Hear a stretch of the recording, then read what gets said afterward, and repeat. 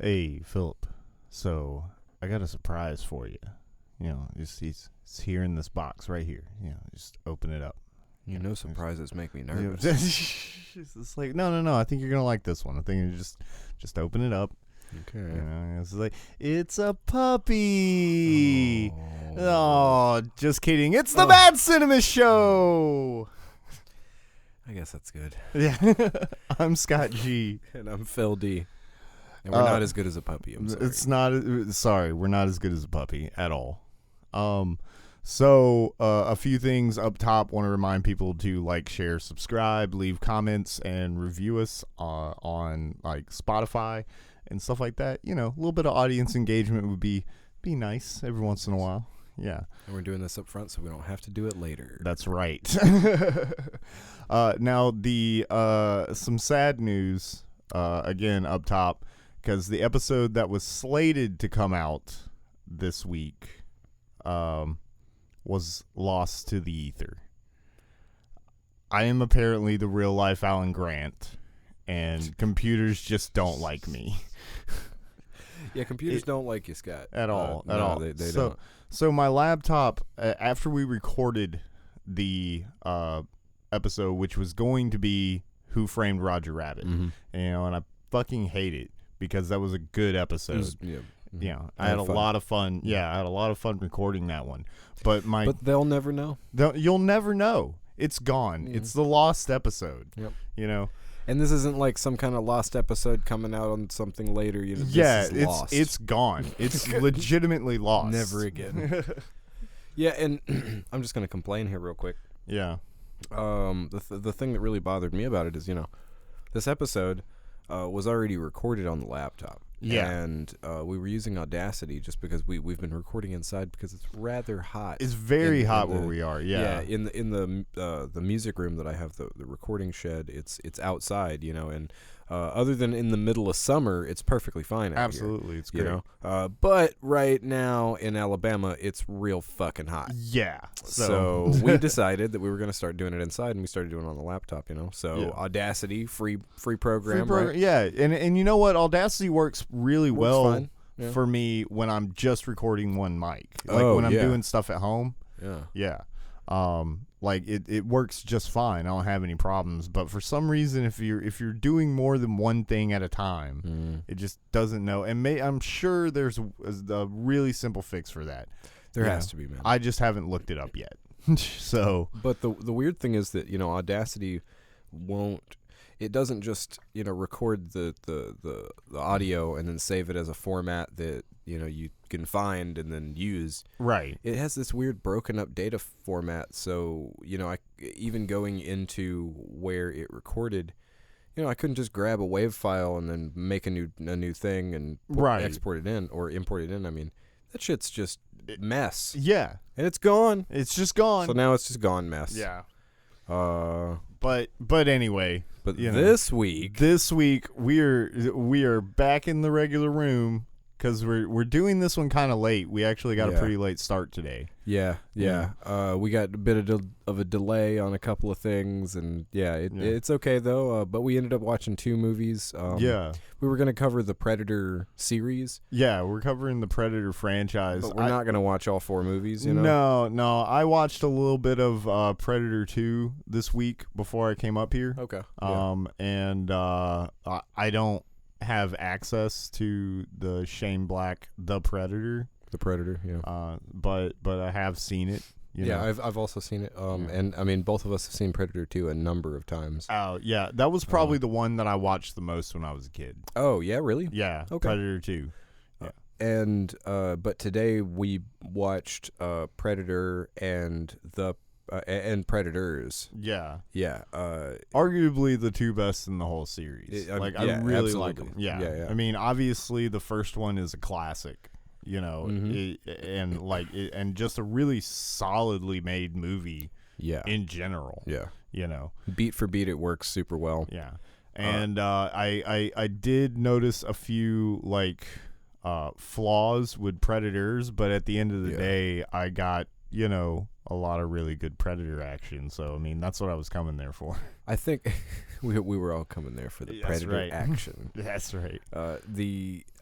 So comparing them back to back is kind of fun. Yeah. Because, you know, Predators is not a shot-for-shot remake, but it takes a lot of beats from the first one. Pretty fucking it's close. Real close. Very similar as far as, like, the storylines and the big, like, you know, gotcha moments. There's a lot of similarities.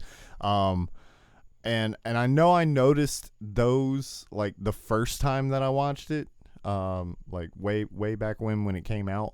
But I think with this viewing, I was just like, wow, this is really sincerely just the same movie, but more of it. It's definitely that Aliens approach. Yeah, you know? yeah. Same basic, same setup. You know, just higher stakes. You know. Yeah. We're gonna step it up, and there's more of them now. Yeah. That's and some of them are real big. Yeah, and I think it works. We all know that Predator is amazing. Yeah. And Predators does a very good job of trying to recapture the essence of the original Predator. Right. While also doing its own thing. Yeah. It does a very good job at both of those things. I really like that it doesn't go down the road, at least not too much, about trying to make the Predator a good guy. No, not really. I mean, there's a second of him looking at the situation as being, you know, advantageous to him. Yeah, join sides for a second so that they can fuck up the big one. Yeah, but he doesn't last long, dude. No. I mean, he gets his ass handed to him. Way quicker than the human. Absolutely. Crazy. Yeah. I love Adrian Brody in general, and I like that his character is nothing like Schwarzenegger in the original. Yeah, they have a different, like, they definitely have a different character. Yeah. So they're both Adrian Brody's just a little bit more jaded than Dutch is. Totally, yeah, man. Chip on the shoulder, huh? Tell me about it. He kind of is like that in a lot of movies, though. Yeah, so it's kind of, you know. He's Broody Brody. In this one, he just has a much gravelier voice. Yeah, that's right. He's trying to be Batman. Everybody in Predators kind of has a gravelly voice. They're all Batman. Yeah. They're all Batman. Every one of them, they're all Batman. Everyone except Eric Foreman. We're all Batman. Except for that guy. Justice. He doesn't fit in because he's not Batman. So, let's go to our new segment. Philip, what had happened? Oh, what had happened? Well, you see, commandos go to the jungle and then get fucked up by an alien. Yeah. And they have to find the chopper. And they got to get to the chopper. Yeah. Man, I love it that in the first Predator, there is absolutely no time where they say the word helicopter. Oh, no, it's all chopper. I don't think the word helicopter exists in the Predator universe. It doesn't, They're just man. called choppers. If you were like, oh, I got to get in this helicopter, they'd be like, what the fuck are you talking about? What's a helicopter? The chopper. Yeah. Okay. Yeah. What's that word you said? Nice. But yeah, I know that's super reductive, but I think that sums up about what happens. Pretty much. Well, and that's like, I mean, that's just the Predator in a nutshell. Like, this entire franchise. I don't think the second one's different. The second one is a Lethal Weapon. Yeah, they're in a concrete jungle versus an alien. Yeah, it's and it's got Gary Busey. That's right. that's how different it is. It's in a city and Gary Busey's in it. That's and Danny Glover's too old for this shit. Danny Glover's way too old for this shit. We were talking about that. It's like Danny Glover is just playing his role from Lethal Weapon. Yeah, Murtaugh. Yeah. Whereas the first one's like Commando, but hey, now there's an alien. You know, the second one is Lethal Weapon, but hey, now there's an alien. And Danny Glover is significantly more pissed off. And that's the failure of the second movie, which we were talking about. So the first film does a really cool thing where if you were to walk into this film with no knowledge of what the Predator is, I don't have any idea what this movie's about. Yeah, you saw the poster outside. Yeah, you saw Arnold was on it. You're like, ooh, I like Arnold. I give love me Arnold in the a Jungle. ticket. That sounds great. And so you go in and you sit down, and then maybe you're eating your popcorn. When when they have the spaceship scene, maybe you're eating your popcorn and you weren't exactly paying attention. You're like, oh, that's weird. Show the planet. So you're right at the beginning. That's right. Yeah, so let's just build on that. It's on Earth. You wouldn't know what the fuck this movie's about until about the 30-minute mark. No, you just think it was some typical beefcake, mercenaries in the jungle, like Apocalypse Now, with muscly guys. Yeah, but turned up to maximum, everybody's maximum explosion. All of them are heavy gunners. There's nobody in there with anything but heavy weapons. Absolutely. It's ridiculous. You know, it's like the man, and it works and the vibe is there. And then 30 minutes into the movie. Well, because I was saying this, it's like it's kind of like RoboCop, where it's just it's like it's a really silly premise, but it's executed so well. Yeah. That it's like you don't mind how silly the premise is. Yeah, totally. It's because it's pretty dumb. I mean, if you really think about it. I mean, you heard my synopsis and all. Yeah. It's not off. That's the problem. That's right. It's a joke and it's not off. But the first 30 minutes is its own little contained thing, and then all of a sudden they flip it on you and they turn another direction. They could have potentially taken that whole first 30-minute segment and turned it into its own movie. It could have been that Dylan was double crossing them the whole time. Absolutely, and that would have probably been got him fucked. Dylan would have probably been the main antagonist, and then they're Boy Scouting at each other for the rest of the movie, right? Boy Scouting. But instead you get this great turn of events, and I think the second film was really trying to do that. It was really trying to do that, but it was going like inner city cop drama, and then it goes from there to try to make that into Detroit the Predator. Is literally on fire. Yeah, hey, guess what? It's Detroit. Business as usual. A shithole. Is that Detroit, or is that like I don't know. California or something? I thought that was in California. In California? I really did. Yeah. Okay. Well, I don't know who has a big voodoo gang population. I'm not really sure which city that's from. Maybe you guys can help me out. Yeah. Which city's the voodoo gang from? Huh? What's that one? Maybe that's like Miami. Would not surprise me. Florida is nuts. Oh, Florida. We love you guys. Yeah. All right. I don't. Fuck you. Fuck Florida. You don't like oranges? I hope you crack off the U.S. and fall into the ocean. But we've got sandy beaches. Yeah. Well, who wants to see them?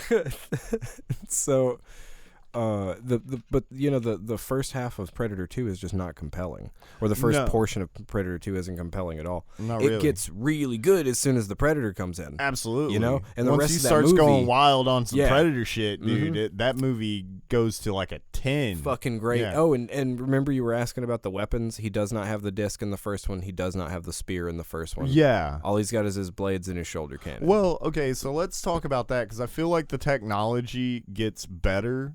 Or at least there's something new in each movie. Even Predators, because with Predators, did you see the one that rolled in that had the drone? That was that's what I was gonna say. Is I'm actually a little disappointed in Predators because of that, because nothing else new really gets added except for that, and they only use big Predator. I think that whole team comes in showing that they have cool technology, but it just doesn't get shown off. Yeah, and that's what I'm talking about. It's like, even with the drone, I was just like, oh, that's cool. That's idea. A neat It's little, like a Falconeer. Little idea. I'd like to see that used, and he just doesn't. He doesn't after that part. It's just for that one, establishing shot. That one transition, and then you never see that used again throughout the rest of the movie. No, you don't. Yeah, and I was a little disappointed in that. I was just like, oh man, it would have been really cool if they would have used that Falcon thing a little bit more. you know. I do absolutely love the samurai fight, though. Yeah, that Kurosawa ass. Robert Rodriguez was just like, I want to make a samurai fight scene. That's exactly. why he put that's why a Yakuza is in the movie, dude. And that guy's a cool character. I like him a lot. I love the way, like, there's a couple of really subtle things about him that are dope. Like, I love the way he took his shoes off, because he almost had this like, I'd rather just walk barefoot through this jungle than ruin mess these up my gators, man. So he takes his shoes off, and then there's this other scene where, and it's when he introduces himself to the group. What you notice is that, like, nobody's seen him. He's been trailing behind. Yeah. And then all of a sudden he stands in a very sunny spot in view, staring at something. Yeah. And then that's when everybody goes, what the hell is he looking at? I haven't seen this guy before. What's up? But he's obviously not a threat. He puts himself in a position where, without saying anything, they can go, okay, he's not a threat.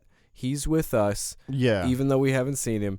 And he's looking at something that we probably need to look at. And it's just this cool little, Yeah, cool little moment interaction. A little, like I think that actor is really, really good as far as like just communicating mostly through body language and facial expressions and stuff like that. Because, Totally. he's pretty much like a fucking mute throughout the majority of this movie, but you can tell what he's thinking even without him having to say anything.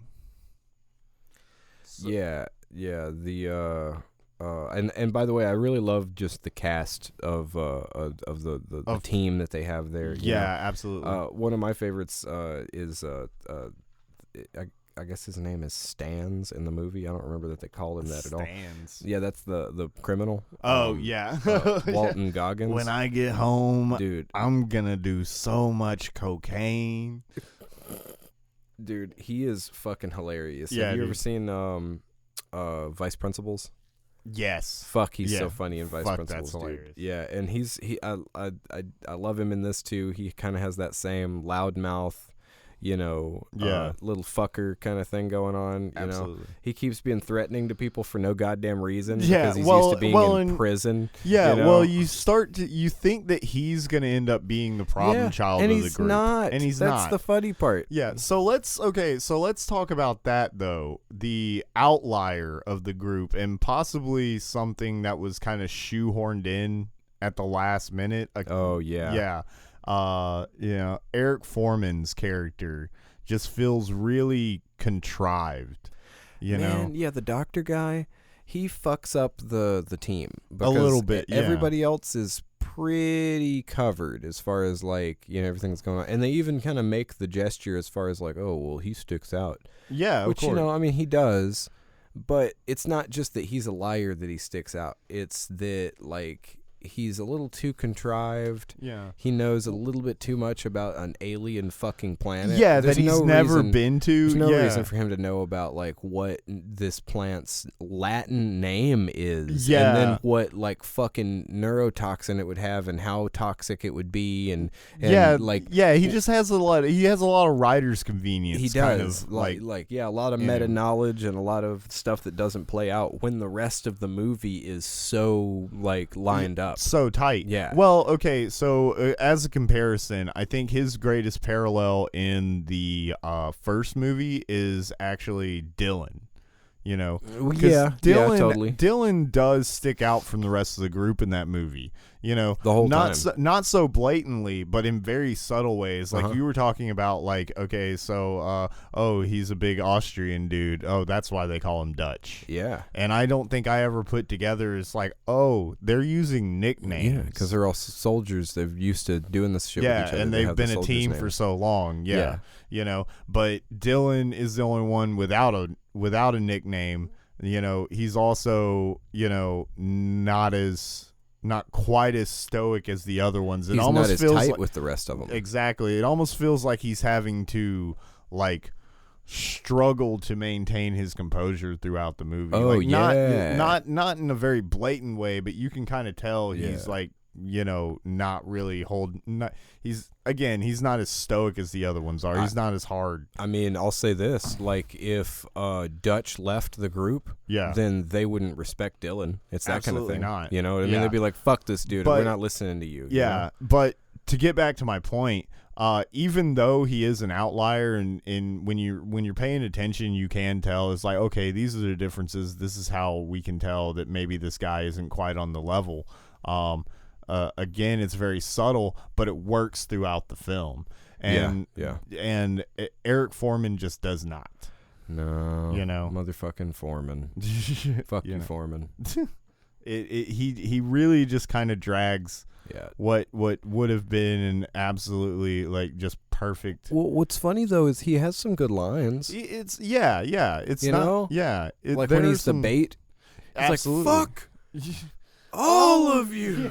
Like that's good. That's good. Yeah. And he pulls it off well too. But then as soon as he gets into his like, but I'm a loony doctor. Yeah. Then it just becomes a really I'm a monster too. Yeah. On this planet, I'm normal.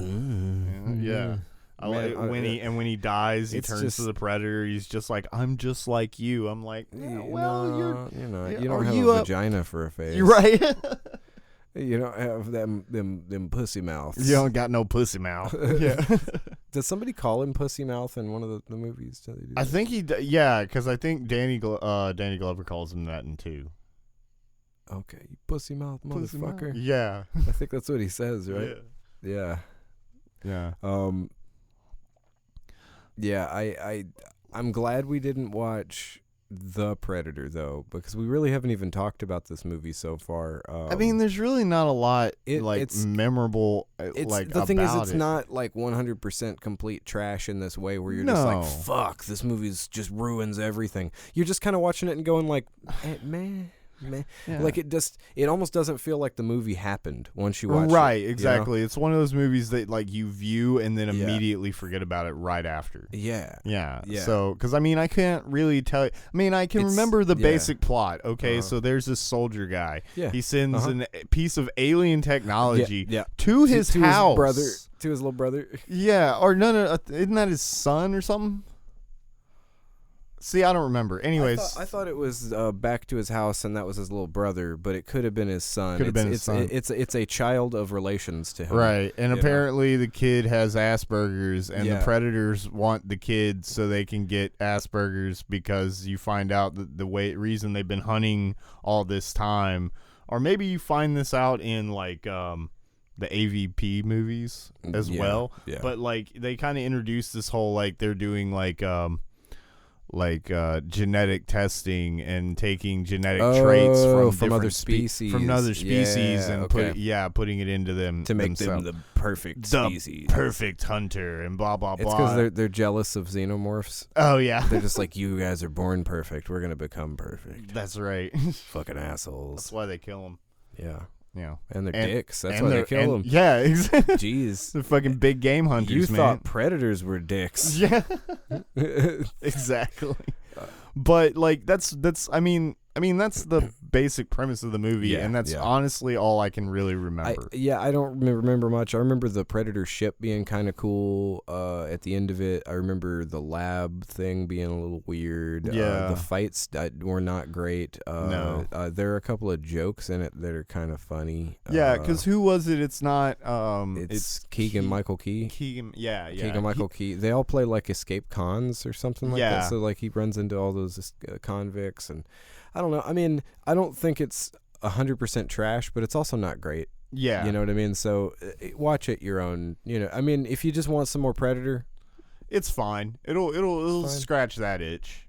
Yeah, but you know, it also there's a bunch of Predator comics on eBay, so that's right. That might be better. You might want Archie Not versus for long. Predator. You know, we found out about Archie versus Predator today, dude. If I was going to see, I know I would probably like the Predator comics if I ever got into it, but I've just never had a chance. And I was thinking, earlier today. It's just like, I wonder where I should start because I know there's a bunch of difference. Yeah. And then we found Archie versus Predator. Yeah, It's just like, well, that's it. And I'm absolutely 100% serious here. If the next Predator movie isn't an adaptation of that fucking of that comic book. Don't they have the Archie show now? It's like they had like what's one, Riverdale? Yeah, Riverdale. They had that for a while. I watched a little bit of it. I don't think I ever really got into it, but how was Jughead? They hit him right. Jughead was all right.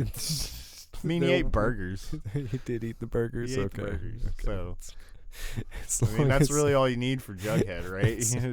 That's all you really need to get right. Oh man. But okay, so I told you a little bit of trivia tidbit earlier today. Did you give me a tip? I gave you a little tip. I don't remember this tip. So okay. Tell the people. The initial seed of an idea for the Predator came from a joke that was going around in Hollywood after Rocky IV had come out, and people were joking around saying, "Hey, if they ever make a Rocky V, they should just have him fight an alien since he ran out of people on Earth to." He fucked everybody here up. Yeah, he fucked everybody up, man. Rocky's just going around punching motherfuckers at this point. But so I thought that was interesting because they literally took that joke of an idea and just ran with it to its logical conclusion. Man, that's great. That's really because Apollo Creed's in it too. Yeah, absolutely. So, there you go. Apollo also fights the alien, giving big manly arm wrestle shakes. Yeah, see, that's something all the other Predator movies lack.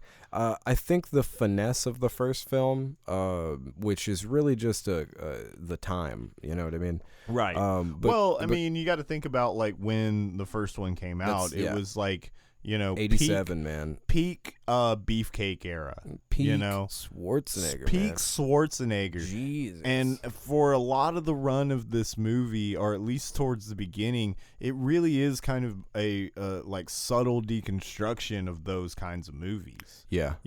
Because what do they do when they first come across that little camp area? They do what any of those heroes from those movies do. They run in guns blazing, kill all the bad guys, and boom, it's supposed to be done. They save the girl. Yeah. And then, turns out, dun, dun, dun, there's an alien. And that's kind of what works so well about it. That reminds me, watching it this time made me realize with the original Predator, some of the beats that Resident Evil 4 takes. Oh yeah. You were talking about that. Yeah. So go through a couple of those. So the two that immediately come out, I wish I'd made a list, but the two that immediately are striking to me. One of them would be the scene where they're getting intel on the little village, the little encampment of the mercenaries. Yeah. Just of the gorillas. Them gorillas, boss. And they... So, Dutch sneaks up with his binoculars, and he starts scoping down everybody that's there, and they're taking note of who's, and they're all just doing some recon. We're doing stuff, Yeah. But it looks pretty much exactly like when Leon first comes upon the Ganado village. Oh, and, he's peeking around the tree with the binoculars. It's the same kind of feeling, same scene. You could tell they're setting up that thing. Yeah. Another one that really it sticks out is the chopper. Oh yeah. Yeah, the like when the guy pulls up in the choppers chopper, are never safe in Resident Evil games. No, man, no. But when that chopper pulls up and it because it gets shot down in fucking Resident Evil 4. Yeah. Mike. Yeah. But the way that it looks when you see Mike pull up and he has the helmet and the shot that they show and everything, and I guess it's just generic helicopter stuff, but at the same time, that exact shot is pretty much the same thing in fucking Resident Evil 4. Yeah. It's that same oh look, here's so those are two of them that really stuck out. I wish I could remember a couple more. But there were at least one or two more of them that I was like, oh hey, wow, that's kind of funny. Yeah. Hey guys, if you see any parallels between the Predator and the Resident Evil series, leave a comment. Yeah. So I think specifically 4, just because they're going for that action over the topness. But maybe 5 or 6. Although 6 is so trash. And of course, I wouldn't be surprised if all of that was kind of just coincidental. But at the same time, it's kind of interesting to think about. Coinky dink. Coinky dinks. So yeah, so I guess we should. So one thing that I noticed this past time, and with which, with Predators, but really just Predators, like all of the newer Predators. I would even classify possibly even the AVP ones, which, guys, we will be doing those next week. We already did an episode a long time ago about all the Alien franchise, and we figured, well, let's go ahead and do the Predators so we can do AVP. But the design of the Predator's mouth in the newer ones, it's just constantly agape. And see, I love it when he takes his helmet off in the first one, when he first takes his mask off, and it's all kind of folded up very precisely. Absolutely. It's got a cool look to it. Yeah, it looks like an animal that wouldn't, have dry mouth all the time, because it's just it turns the Predators into mouth breathers, man. Yeah, totally, man. Yeah, they have their shit open all the time. The whole time. Their mouth does not close. Yeah, that's kind of weird that they went away from that. Is it like that in 2? It's more like the first one in 2. Okay. Yeah. Okay. Yeah, it's not all like just agape and like they just can't close their mouth. So it actually looks like a decent creature face, something that would be a little bit more realistic, in my opinion. Yeah, it looks more realistic. Isn't that funny? The older one looks more realistic. Absolutely.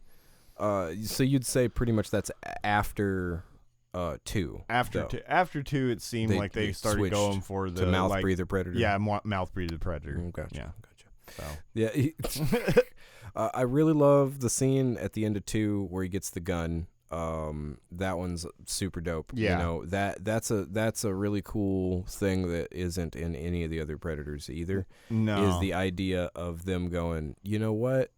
You're awesome. Yeah. We're gonna leave you alone. Well, they did and that. I don't understand how Danny Glover's the guy that gets that. Because I mean, like, he's not that awesome. He didn't really do shit. beat him. He just kind of failed. Yeah, he survived. He kind of failed upward. Yeah. Jesus, man. So it's just like, here, you got lucky, I guess. Yeah. Well, fuck. Here's your consolation. My wife's calling me. I guess I gotta leave. Gotta get back. The missus. Gotta get back to the missus. What were you saying though? They did that in. Did they do that? I was gonna say they. They did that in the first AVP. Because remember the chick when she. I don't. You don't remember any of it? I don't. I really don't, man. I don't remember. We'll talk about it more next week. Yeah. I can't remember those movies at all. Oh man. The first one's okay, man. I actually don't mind the first one too much. Yeah. You know? So what do you think about that bromance? Oh, in the first one. In the first one? Yeah, dude. I don't really remember. So it was between Jesse Ventura and Mac. Yeah, I can't remember what that actor's name is. I love that guy though. Yeah, he's got that stare, man. Dude, this motherfucker does not blink. Does it blink? Period. Like throughout the entire but that bromance, and like I guess I understand it. Mm-hmm. But I didn't really see too much of that going on until after Jesse Ventura He shared his died. drink. He shared. Oh, he did share his drink. They were constantly sharing drinks. They were. Yeah. And he didn't act like an asshole to him about the chewing tobacco. Oh, yeah, that's true. It's a disgusting habit. He just spit all over his shoe, dude. Spits all over his shoes. But I think that was kind of up to the thing that I was talking about how nobody respects Dylan. Oh, absolutely. Like he's showing him right there. He's like, "You're not my fucking boss. Yeah. Dutch is my boss. Dutch is the reason I'm here." You know? Right. Fuck, I can't pull this shit up. I bet it's something different than that. I bet it's like Mac is the reason he's there, and Mac knows Dutch. And, it's that's what like it. Yeah, that's what it is. Yeah, because I like the crew of the original. The crew of the original is very cool. But I will say a couple of those characters like don't matter all that much. No, you know? they're really just cannon fodder. Yeah, and then in Predators, the only character that sucks is fucking Eric Foreman. His Foreman. Yeah. But all the other ones are solid. They work off of each other really well. The like whole ensemble really just kind of comes together. I mean, they're both really solid movies, and I would say again, like cream of the crop. I mean, 50% is still pretty good. Well, here's the question then, because before we viewed this, you said to me that Predators was your favorite. Now that we've watched both of them back to back, what do you think?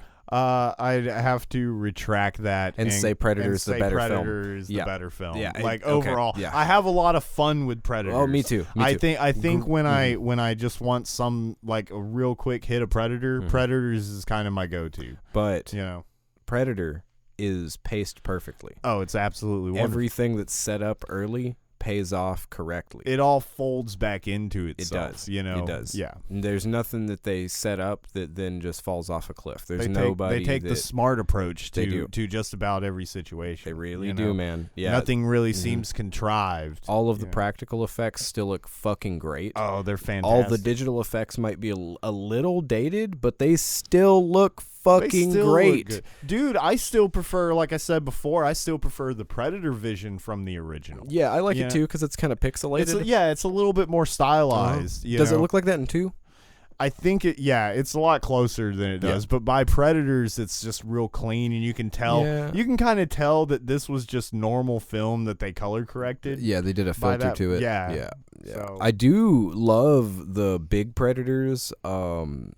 Super awesome Predator Helmet Pro. Yeah, dude. You know, with all the upgraded interface and everything. Yeah, that's He's super like, look, neat. I can mark things and I can bring up hexagon patterns and yeah, exactly. I don't know what all this bullshit does, but I didn't read the manual. I just slapped it on. That's right. I got so excited. Yeah, that was super cool. So, you know, definitely the first Predator is the better movie of the entire series. Absolutely. I mean, but I wouldn't say that I legitimately hate anything from this franchise overall. No, man. I don't even hate the Predator. No. I just don't think it's great. Yeah, that's it. I just don't think it's great. It's not even bad. It's just not great. Yeah, it's just kind of forgettable. That's kind of its main flaw. It's forgettable. Yeah. Perfect. Yeah. Well, man, I'm trying to think. Was there anything else that we talked about that we needed to remember to do for the show? I don't know. I mean, we pretty much covered most of this. We talked about the movies and we and introduced ourselves. We did say who we were, right? We said who we were. Wait, who am I? Take roll. Simple. Scott. Yeah. Oh shit. Okay. Well, then that seems like a good place to end, guys. Like I said at the beginning of this episode, remember to like, share, subscribe, leave a comment.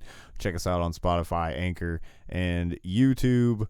There will be some more stuff coming up. We are in the process of working on a new occasionally relevant gaming show episode, which we'll probably record next week because it's pretty late right now. And you've been still playing Ghost of Tsushima, or have you beaten it yet? Oh, I haven't beaten it yet. No. Okay. Okay. So look forward to that. I know we've been teasing that episode for a couple of weeks, but hey, you didn't get the other episode where we announced it because it's gone, baby. Bye.